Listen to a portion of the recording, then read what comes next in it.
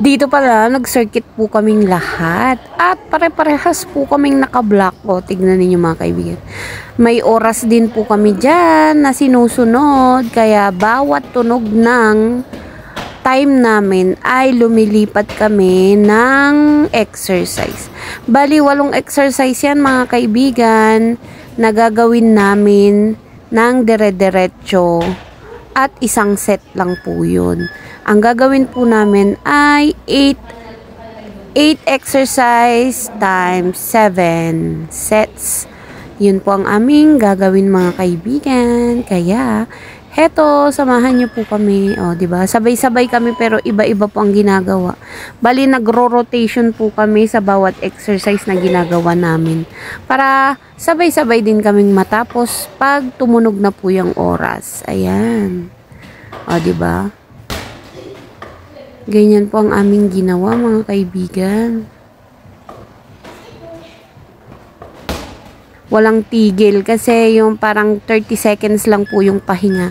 And then, lipat agad sa kabila. Ayan. Yun, tumunog ulit. Siyempre, lilipat ka na ulit sa kabila.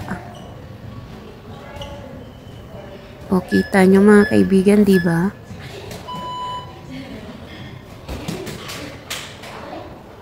Hindi pala kami titigil dyan hanggat hindi nagbibip yung aming oras, yung timer. Bali, pag nagbip po siya, dapat dire-diretso din kaming gumagawa ng exercise dyan. Ayan. Pero pag, ano naman, pahinga din. Ayan, pahinga din naman kami. 30 seconds yung pahinga. Ayan, ganyan siya. Maraming dumadaan po dun sa aking kinaroroonan ng camera. Kaya, ayan. O, diba?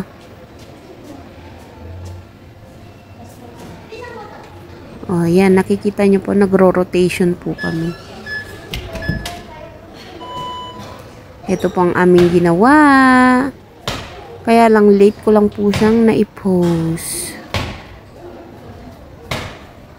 Pagkatapos po namin dito, ay kulitan na.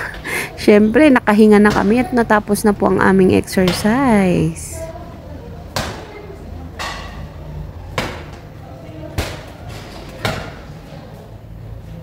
Yung bola pala na inaano kong medicine ball mga kaibigan ay 12 kilos po yun. Ang dilim po eh. Pag kasi nilapit ko ay hindi po makikita lahat ng aming pagro-rotation sa bawat exercise.